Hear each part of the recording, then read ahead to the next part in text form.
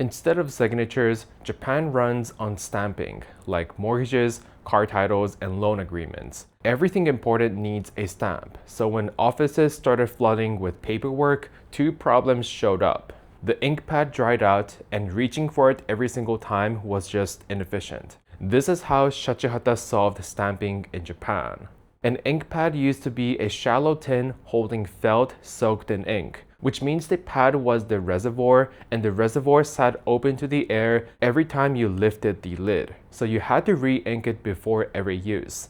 Open the bottle, pour it on, wait, stamp. Too much it blobs, too little it's patchy. The one ingredient that changed everything was glycerin. Glycerin barely evaporates and it grabs water out of the air. So instead of losing moisture to the air, the pad takes moisture from the room. They called it the 10,000-year stamp pad and it took over the market.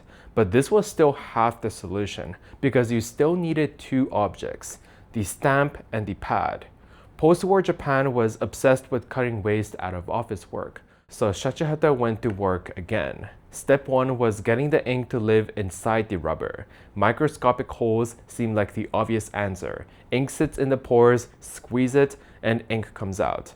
That part worked, but the ink didn't, because now it had to do two opposite things. Stay wet inside the stamp for years, then dry the second it hits paper.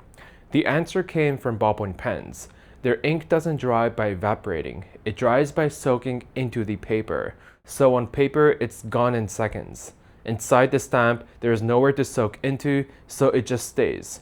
Nothing evaporates, nothing dries out. They called it X for unknown because a stamp that needed no pad never existed. And again, Xstamper took over stamping in Japan.